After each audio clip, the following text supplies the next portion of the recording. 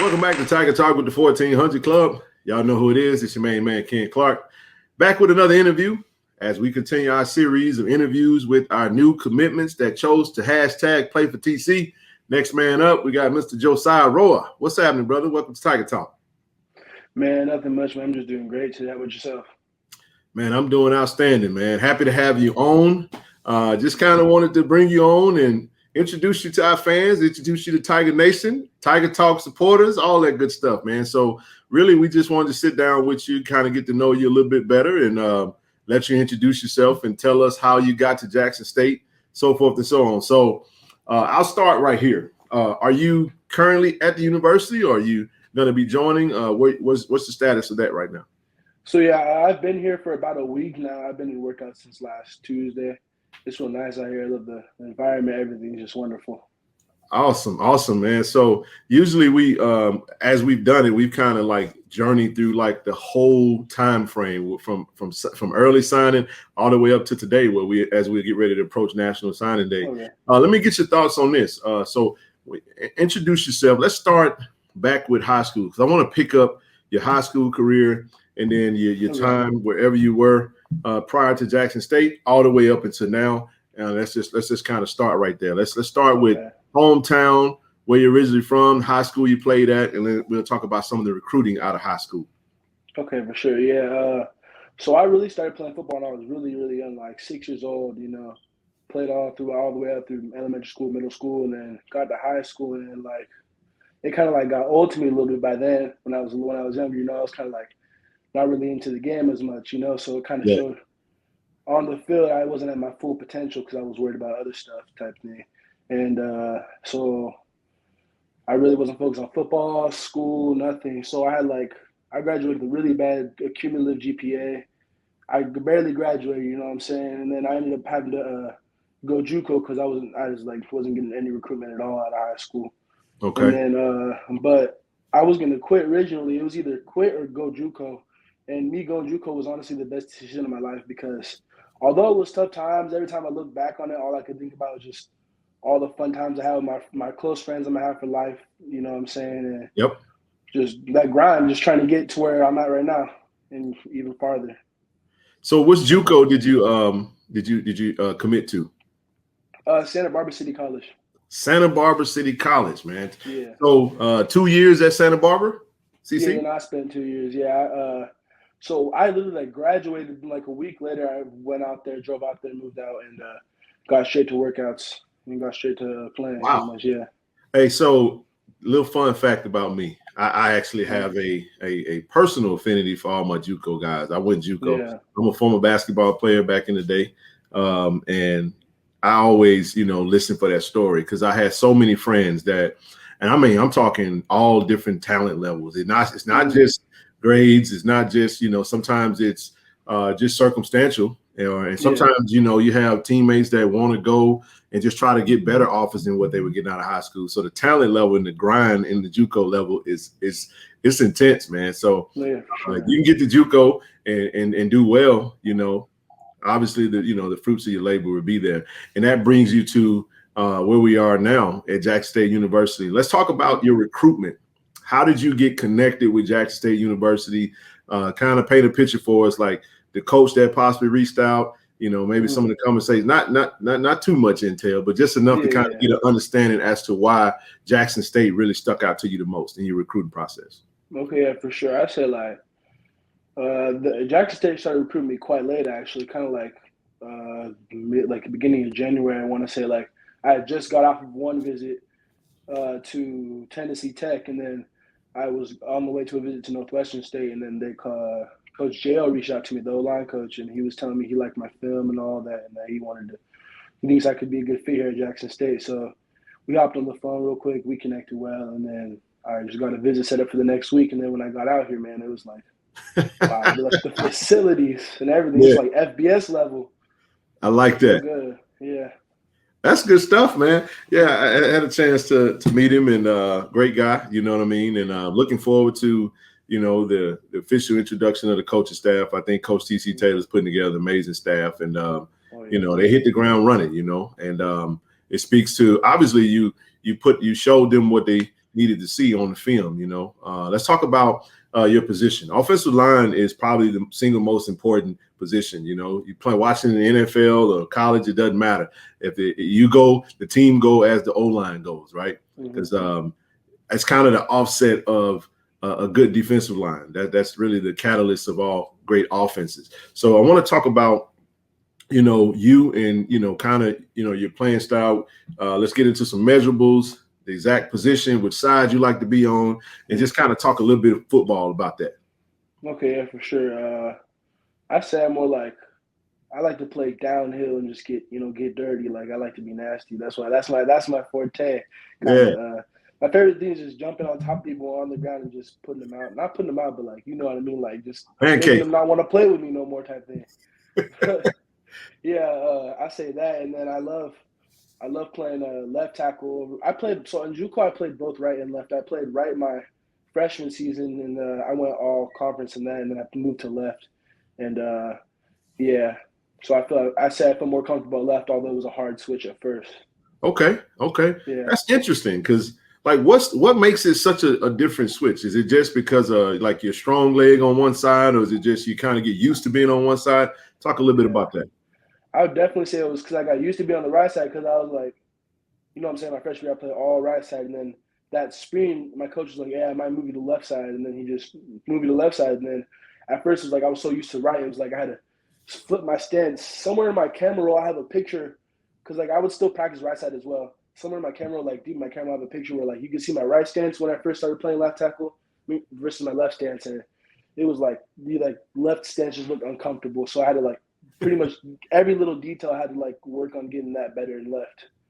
Nice. It's definitely helped me now because I can play both left and right now. So absolutely, I was just thinking that the versatility that comes. It's usually, when you change up anything, it's just like playing basketball. And like I said, you right-handed or predominantly right-handed. Usually, the better, more gifted athletes are the ones that kind of has that ambidextrous type situation where they can go left and they can go right. You're at a disadvantage. Not to say you can't be a specialist though. You can be a specialist on the right side, but like you stated, it definitely expands it makes you a lot more well-rounded. For those that don't know you though, that's not on social media, haven't checked out the huddles and all of that, we always like to ask player comps. Let's get into some measurables, height, weight. Who do you pattern your game after? Some of those fun things we like to ask our recruits and signees when they come on. Okay, for sure. I would say, I'm 6'4", 310 pounds right now, around there. And style my play after, I can't really think of too much. I mean, I guess I grew up, watching Michael Orr. I watched The Blind Side. That was my favorite movie, watching him. And then I'd say recently, like when I went Juco, Trent Williams started getting popular, so I started watching him and his pass work a lot, all that. True story. I had a feeling he was going to say Trent Williams. I'm not even kidding. I was like, he's going to say Trent Williams. Now, Trent is a dog, man. He's a dog. Sure. I mean, he done his thing, man. The 49ers are tough right now, man, and they look like they're going to be hard to beat. And shout out to D. Corey C, man. He's a 49ers fan, right? So I know he likes that reference right now. But Trent Williams and that O-line is extremely physical, man. It allows the running backs to run hard, and that's a great comparison, man. Yeah. So let's talk about your transition to Jackson State. I know we're going through basically almost like some renovation of the roster. We got a new head coach, T.C. Taylor, taking over, new offensive coordinator, probably going into a different style of play, obviously. Have you guys had a chance to talk about, maybe your role and what you think your role will be on this team and what the potential and what the coaches hope that you are able to provide for them? I mean, all my visits, they were telling me that they see me as the type of dude who can come in and play. I just have to, have to earn my spot. If if that's something I wanted to do, I have to, come in and earn it. It's not just gonna be handed to me. And that's one big thing that stood out to Jackson State is because like some of the other schools I was talking to, it was like they'd be like, "Oh, you have an automatic spot," but like they wasn't like it was kind of promising it. But Jackson State was like kind of like you're gonna have to come and like earn it. That is what it sounded like, and that's just like the type of person I am. I like being able to come in and earn my spot and earn my respect type thing. Well, good deal, man. And that's usually how it works when you anytime you're signing on with a program, especially when you're talking about in the position that you're playing right now. Depth is a big thing, especially at the FCS level. Usually, you mentioned FBS. That's kind of where they stockpile the talent. So, but it's a great opportunity given a new O-line coach, new offensive coordinator, new head coach. So you really just get to go in and show them what you can do. And that's a great thing. How are you transitioning? You say coming from Santa Barbara Community College, now you're in Jackson, Mississippi at an HBCU. Is this your first experience with an HBCU? No, yeah, it definitely is. Yeah, they were my only HBCU offer, and it's my first time ever coming to HBCU, and it's way different than the PWI, all that. Oh yeah, way different. Is this your first time in Mississippi, specifically Jackson? Yeah, no, definitely. It was my first time down south 2 weeks ago. I felt like I went all over the place because I had multiple visits. So yeah, I never really left California too much. I kind of went to Oregon, Washington, places kind of around, but I never really left California. And this is kind of it was something new, and I definitely loved it for sure. Man, I'm actually glad you said that because living in California, I actually live in California myself, and I always I like to ask the California recruits, kind of their thoughts of being recruited on the West Coast. You see a lot of kids talking about potentially getting HBCU opportunities. What are some of your thoughts on just kind of the style of play in California? Usually when they talk about states that bring in a lot of great talent, they talk about your Texases, your Georgias, a lot of South schools. But when it comes to the California, the West Coast, speak to me a little bit about your thoughts on your style of play in California. Oh yeah, I mean, I would say I had a friend back home in Santa Barbara, my Juco, who played at Georgia, or not played at Georgia, but he's from Georgia, so he played, he had that down south football experience. So we would always argue, me and my other friend from LA, all three argue oh, Cali ball is better, Georgia ball is better. We give reasons back and forth, and he'd always tell us down south ball is downhill, we're coming to hit you type of thing. Mm-hmm. And I say Cali is more finesse kind of, what I'm saying? It's definitely more finesse for sure. Yeah, gotta love it. So how you transitioning with your new teammates? I know there's a lot of guys in camp with you and getting to know each other. So how's that transitioning working out? It's going great. I came here and my roommate, he's an old lineman too, and we instantly clicked. We're all cool, and then I got to know some of the other old linemen, and that's definitely one huge thing to me too, is being able to be as a unit together as a lineman. All the people I met so far are real chill, real good people. So that's definitely a great thing for me. Absolutely. So have you had a chance to really watch a lot of Jackson State games? I know we were on TV quite a bit under our previous head coach. And what are your thoughts about what you're getting involved in? is there anything regarding the HBCU/Jackson State experience that you're really, really, really looking forward to outside of what you've already experienced so far? I'd say that loaded crowd, 60,000 people. So my old one of my coaches at Santa Barbara, he went to NFL and all that, and before he went to Washington, and then he ended up transferring to a HBCU. I'm pretty sure it's SC State or something like that. Yeah, He transferred to the HBCU. Okay. And that was way back in the 90s or something like that. He's old head, but that was a while ago. And he talked about how much better just the crowd was, and the support I guess he felt he had behind him at the HBCU versus at that big school like Washington. He just felt like it was more of a family to him than that PWI. Yeah, Jackson is a tight-knit community. I mean, we are, we're considered the hospitality state. Jackson is titled the City of Soul. It's a very we love our Jackson State Tigers, man. I mean, this is without question, and it's definitely a family atmosphere. So many good things to say about it. We've averaged the most in attendance for the last, as far back as I can count. That's even over all your so-called top five or however FCS programs, South Dakota State, North Dakotas, and all that good stuff. But we pride ourselves on being supportive. So you're definitely building a big family. And as you can see, I'm pretty sure when you put out that information or that you tweeted anything about Jackson State, they bombarded you. No, definitely, yeah. Like Hey, my Instagram, everything shot up. Like my followers went from like 500 to like 1,000 in a day. Just hey, crazy, just crazy number. I'm like, I ain't never seen this type of love, especially from another school.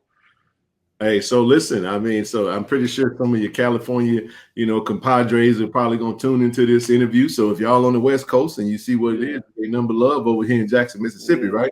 So let's talk about the school side of it. I know you talked about, kind of where you were from an educational standpoint, coming out of high school to then you get your associate's degree over at SBCC. Let me make sure I get that right. What are you majoring in at Jackson State? What do you hope to study and kind of that trajectory post football? What are your plans for that? So like before, like in Santa Barbara, I was like majoring in liberal arts because I was kind of stuck on what I wanted to do. I originally came in wanted to do business, and I switched to psychology, and I was like, I don't know if psychology is for me. Went to liberal arts, and then I ended up taking a couple sociology classes, and I really really liked them. So nice. I decided I wanted to major in sociology, and I already got all my classes and everything lined up for so far for this semester last week. So it's looking good there. That's awesome, man. So I know, sociology, is there like an end goal with that? Is there something professionally you want to do outside of football that you're probably looking at right now?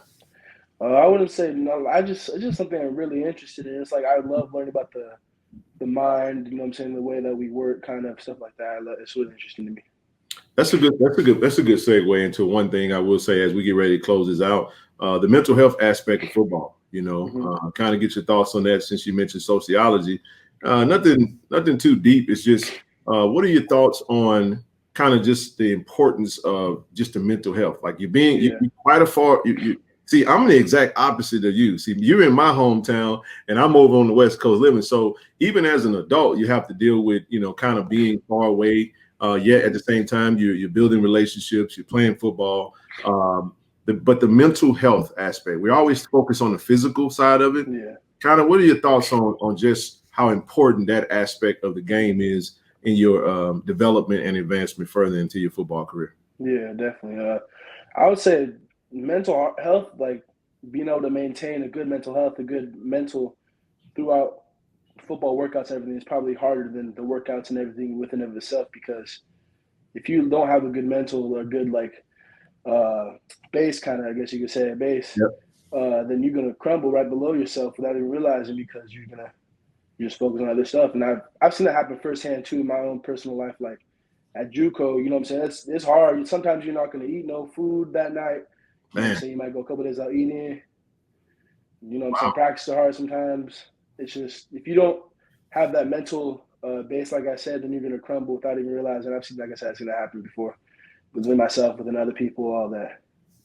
That's a great point, man. It's a great point. Well, we definitely want to make sure that you're fed well, you're housed well, and you're well taken care of. And that's something that we definitely pride ourselves on, making sure all of our student athletes are in the best possible situation they could be in, with even with everything that you face from a day-to-day standpoint. So we'll get ready to close this up. But one of the things we always do, Josiah, is that anytime we sit down with someone on Tiger Talk, we know social media is a big thing. I know there's some possible NIL opportunities out there.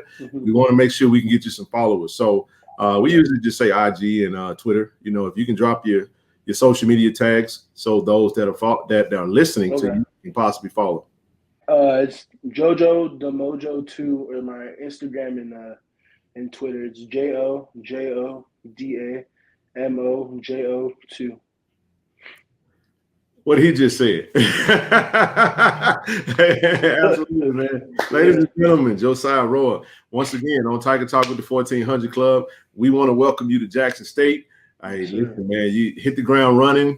You got a big support base. We're happy to have you. This is your big family and your new home away from home. All the best to you. Thank you for coming on Tiger Talk, brother. Yes, sir. I appreciate you. Have a blessed day. And to everyone listening as well, stay safe. All right. Go Tigers.